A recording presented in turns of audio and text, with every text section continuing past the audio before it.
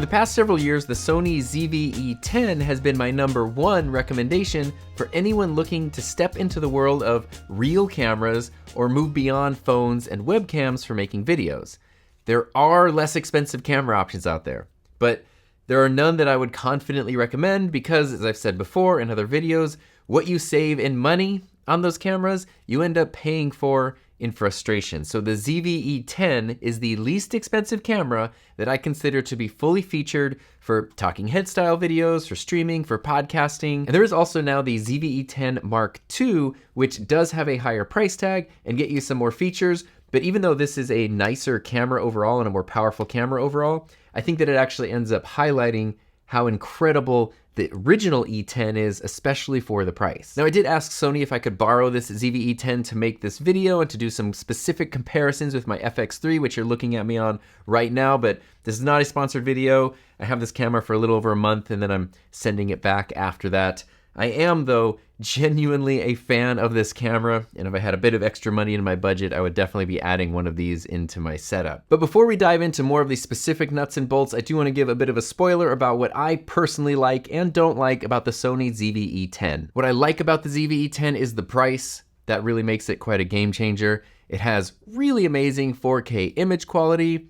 It's got great autofocus, really incredible eye detect autofocus that just works really, really well. The lens compatibility is awesome. You've got full compatibility with all Sony E-mount lenses from not only Sony, but also other companies like Sigma and Tamron. And so what I really like about all of those things combined is that it makes this camera super easy to recommend. What I don't like about the ZV-E10 is the old Sony menu system, which is just a nightmare to deal with. It does have a smaller, lower capacity battery, and the memory card slot is on the bottom of the camera in the battery compartment, which can be a little tricky when taking it on and off of tripods, and USB streaming, an awesome feature, is limited to 720p. So let's jump into more of these specifics now, looking at the design and build quality of the Sony ZV-E10. Please do not, have a drinking game every time I say ZV-E10 in this video, because you won't survive till the end of it. I think the overall design and build quality is really good for the price, and honestly, anytime I have a complaint about this camera, somebody just needs to say, yeah, but it has an MSRP of $700. So that kind of keeps things in perspective.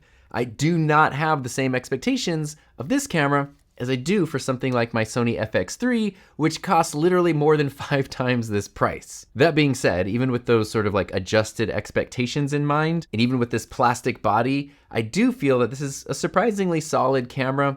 It's really light, really compact, so it's nice for those times when you don't have it just mounted in a studio forever and you're gonna take it out into the world.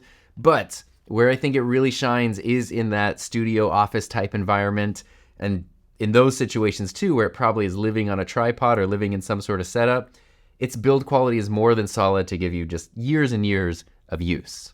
Now the camera does have a micro HDMI port, which that tiny port often causes me big frustration because it's my least favorite port ever made. But since this camera body is so small and so compact, I totally understand why a full-size HDMI wouldn't have been practical, so I can't really complain about that on this camera. But micro HDMI is something to be aware of because those little tiny micro ports are often a lot more delicate than the full-size ones. And like I mentioned in my ultimate streaming setup video, that means it's a good idea to use lighter weight HDMI cables that don't put a lot of strain or pressure on the camera's port instead of big beefy HDMI cables, which can sometimes cause problems over a longer period of time. And that also means you will need either a micro to full-size HDMI cable or a micro to full-size HDMI adapter in order to use the E10 with any kind of capture card or HDMI output. Moving on to image quality, this is really where this camera starts to kind of, I'm not wearing socks right now, but if I were, they would be knocked off because it knocks your socks off. I'll knock that off right now. The image quality is where the camera's magic really shines. So for $700, you get the ZV-E10 body only, but for another $100, you get the Sony ZV-E10 plus the 16 to 50 millimeter kit lens, which is what you're looking at me on right now. This is that kit lens on the E10. I'm sort of leaning over here to try to be in the center of the frame, but I have this camera set up right next to my Sony FX3 using my Sony 24mm f1.4.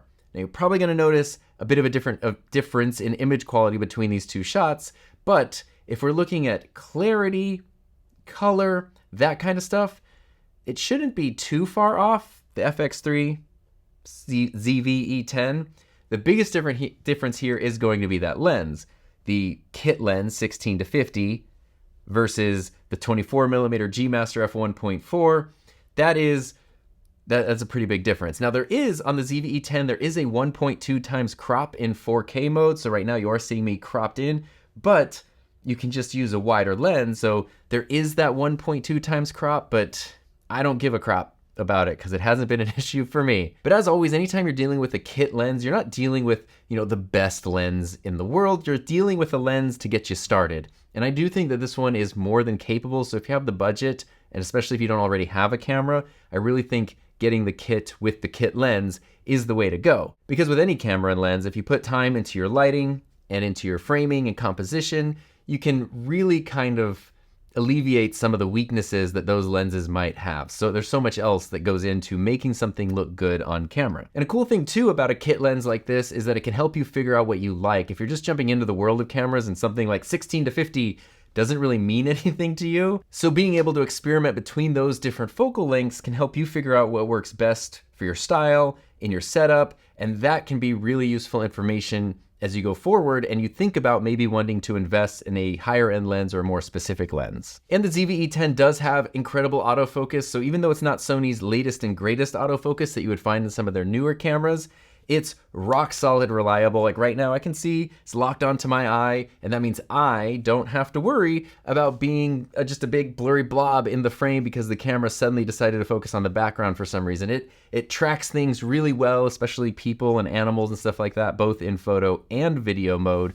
I mean, Sony autofocus for years now has just been really, really good. And that's an important thing because it makes your life so much easier, and especially if you're someone who does things by yourself, and that means you can't constantly check focus, knowing you have that peace of mind of like, everything's gonna be in focus, I don't have to worry about it, can make a huge world of difference. And when it comes to autofocus and lenses, if you do upgrade your lens to something like this, which is the Sigma 16mm f1.4, then that autofocus plays a huge role because at f1.4, so little of the frame is in focus. So me knowing that I can move back and I can move forward and I can see that it's still focusing on my eye and I'm still in focus, that's what I normally do over here on my Sony FX3. I shoot at f1.4, I can see my autofocus thing right there in my monitor, so I know that I'm clear and in focus.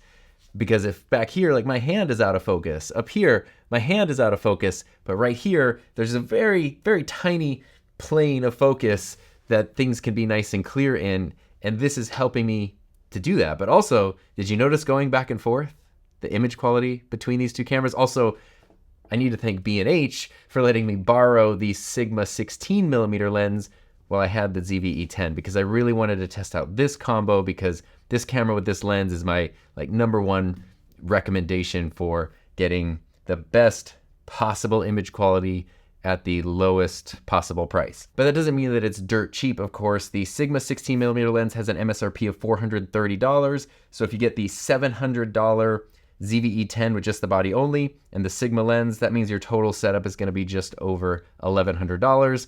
That's a lot of money, but you're getting pretty darn good image quality. Again, this is me on my Sony FX3 with my Sony 24mm 1.4 lens, and this is me on the ZV-E10 with the Sigma 16mm. I've been using this actually on a couple videos since I've had it, on some streams, some podcasts. I've been mixing this camera in as my main camera a lot, and nobody has said anything.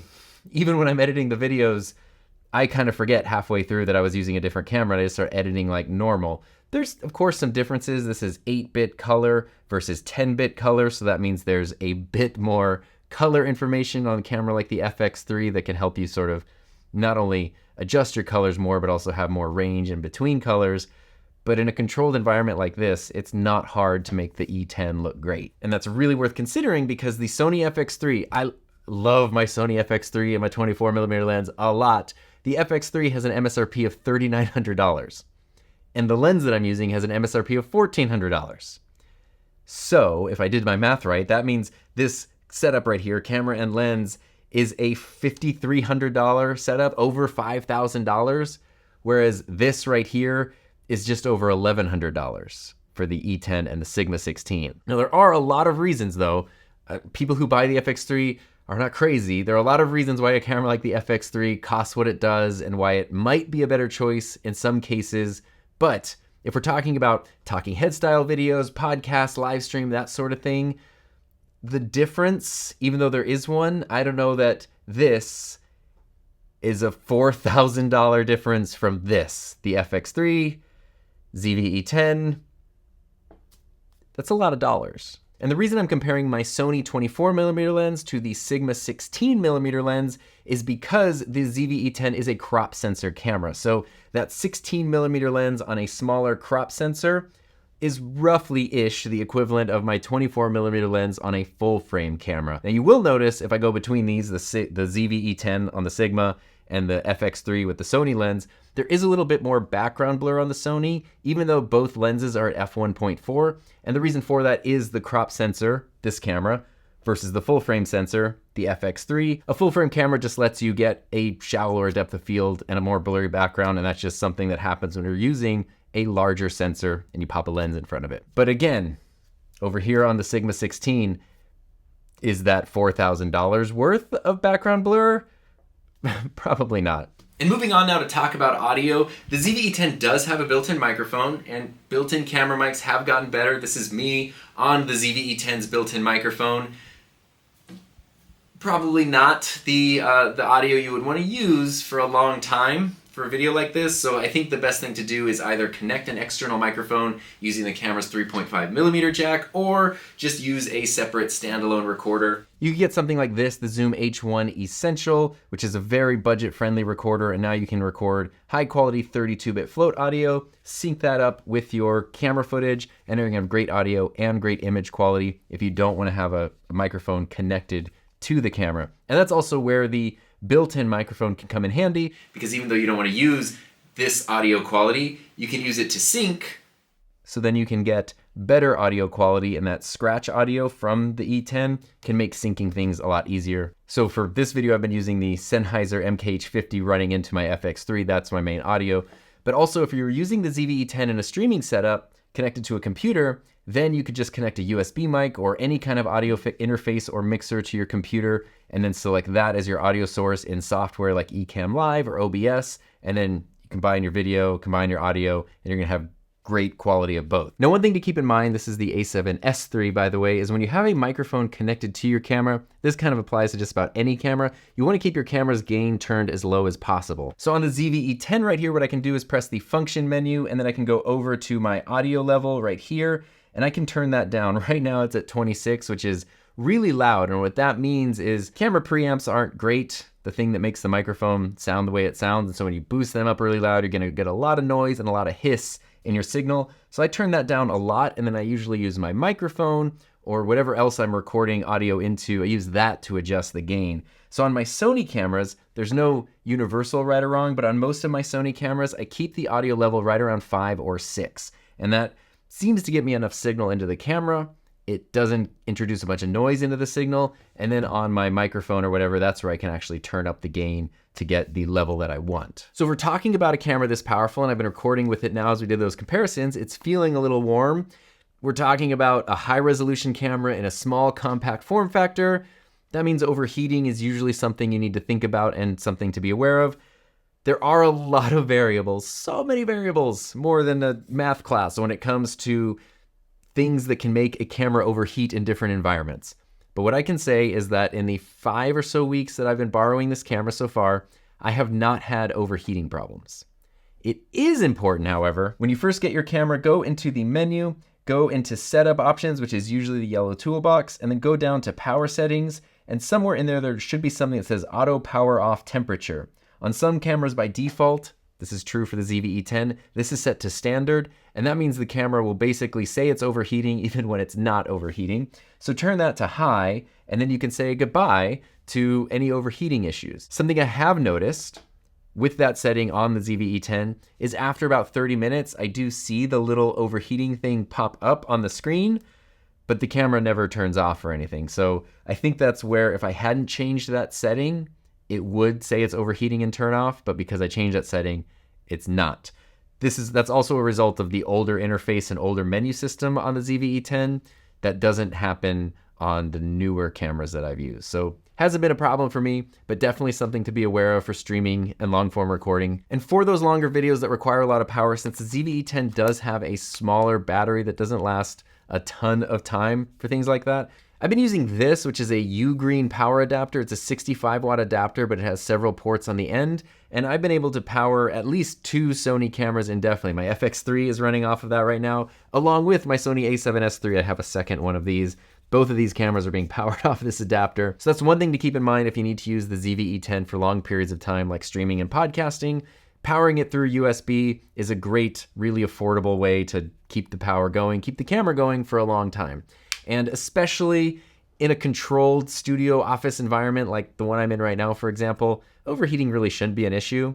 But where did I put it? There are things like this. This is a new Lonzi cooling fan. It's actually pretty cool because it has a temperature sensor in the back and it has a built-in battery and it has also a USB port so you can just power it through USB. And what this does is it clips onto the back of your camera. So here you can kind of see there's a spring and I just sort of put that in there. And now there's a fan here. And if I turn it on, this will turn on anytime the camera gets too hot and keep it running cool. This is not something you should need with the ZV-E10, but I just want to throw it out there because it's a pretty affordable option to keep any camera running cool if overheating is something you run into. But really shouldn't be a huge issue with this camera. Now I kind of mentioned this at the beginning of this video, but as much as I love about this camera, there are a few things I don't like and I want to dive into that a little bit deeper. It is tough to have any complaints because of the price, like I mentioned, but there are a few things that I'm not crazy about. These old Sony menus, my goodness, they are not great. And I'm honestly kind of confused about why this camera has them because it came out a long time after newer cameras had been introduced that have the newer menu system. So what I'm talking about when I say the old Sony menu systems, it's very annoying to navigate between the different setup options and also where things are located is not always super logical. So sometimes you think like, this is where this one setting should be. And then you go through and it's in a totally different menu that like sort of kind of makes sense, but it's probably not where you would have put it. You often just sort of find yourself like sifting through pages and pages of options to try to figure out where the like hidden thing you're looking for is. And another thing that drives me crazy is the old interface comes with the old touchscreen functionality. So even though this is a touchscreen, you can tap to focus and do all that. Going through menus and stuff, or if you're in your camera setting and you want to adjust settings, nothing. So it's this weird thing where you're in this like weird nowhere land of never knowing which settings and what things are going to respond to touch and which ones aren't. And that almost makes the touch functionality useless because it's so frustrating. I mentioned too, another thing I'm not crazy about is that the memory card is in the battery compartment, which obviously this is a compact camera. You got to save space when you can. The problem with this is if you have the camera mounted on a tripod, that means you have to take the camera off the tripod every time you want to take out the memory card. If the memory card's on the side of the camera, like on the ZV-E10 Mark II, it's just right here, then you can keep it mounted on a tripod, which is really important for a lot of streaming setups that have something like the Elgato prompter mounted to the camera. So you have the camera on a tripod, maybe you got power cable, HDMI cable, prompter on the front of it, and then to take it off, you have to like take all those things off just to get your memory card out, which is, it's just kind of always a hassle in those situations. But also, of course, if you are running the camera directly into your computer and recording through something like eCamera OBS and you're not using your memory card, then I guess that's not really an issue. And speaking of running the camera into your computer, like I mentioned, this does have USB streaming, which is awesome. You can just plug and play webcam, but the output is limited to 720p.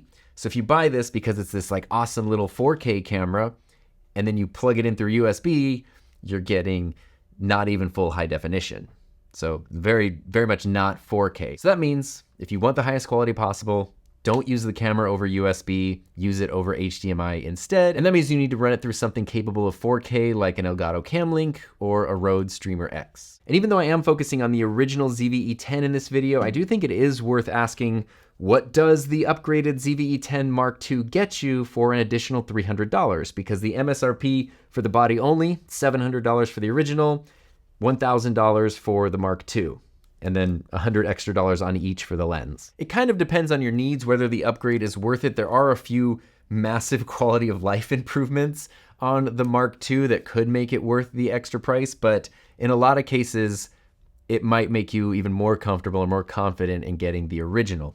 The Mark II does have a newer sensor, so while I think that the image quality is just as sharp and crisp between them, the colors on the Mark II I have noticed are quite a bit more accurate, especially with things like purples. We use the original E10 in my wife's office, which has a purple wall and purple lights, and this just turned that blue, like just straight up blue. Whereas the Mark II looks like it does in person and keeps things purple. I'm not sure if that's all the sensor or because this does have 10-bit inside, which I mentioned earlier, and 10-bit means there's a lot more color information to work with. So if you're kind of like in between two colors, instead of an 8-bit camera having to like choose one or the other, there's a lot of extra info in those 2 extra bits that give the camera the opportunity to kind of find the exact right color. The Mark II is a little bit bigger and does feel built a little bit better, but I don't know that it's a huge night and day difference. It does have a higher quality screen, and because it is a even newer camera, you finally have the brand new Sony menu system, which makes so much more sense. Sony is so neat with the new menus that they use, and that also means that the touchscreen is a touchscreen. So you can actually navigate through the menu just using touch. You can adjust different camera settings by touching on them and customize everything. It's really like how the camera should be, and you're no longer stranded in that weird semi-touch middle ground. The ZV-E10 Mark II also does take the higher capacity FZ100 style battery, which is the same battery in so many other cameras like the FX3, the A7S III, the FX30, most of the bigger higher end cameras. So it's a higher capacity battery, which is gonna give you better battery performance, but it also means if you have one of those cameras and you wanna add this to your setup, you're gonna be able to use the same batteries, the same charger, all the same infrastructure that you have. You're not gonna have to have some other battery and power situation for one other camera. And like I pointed out just a minute ago, the memory card slot is on the side, which is a huge quality of life upgrade if your camera spends a lot of time on a tripod and you need to swap out cards often. But aside from things like the bigger battery, some better ergonomics, memory card placement, I don't know that the difference is really worth it if you're gonna mainly be using the ZV-E10 as a studio camera. If you're setting it up for long form talking head videos, podcast streaming, that sort of thing, it's gonna kind of live on a desk setup or with the prompter on it or whatever, you're probably not gonna notice a huge difference between these two cameras. So even with those benefits of the Mark II, I still think that the original ZV-E10 is an outstanding choice for anyone who's looking to jump into the world of real cameras, especially for streaming, podcasting, that sort of thing, or even anyone who just wants to add an additional camera to their setup. You want a secondary angle, you want a top-down shot, you want to have a dedicated streaming camera while you have another setup over here, anything like that. This is just such an awesome choice, and I really hope that this helps you understand why I think the ZV-E10 is a perfect 10. And speaking of things that are perfect 10s, thank you to everyone who helps support my channel through Patreon and YouTube channel memberships. And if you want to see how I use the ZV-E10 in what I call the ultimate simple 4K streaming setup, check out this video right here. Please check it out, I worked really hard on it.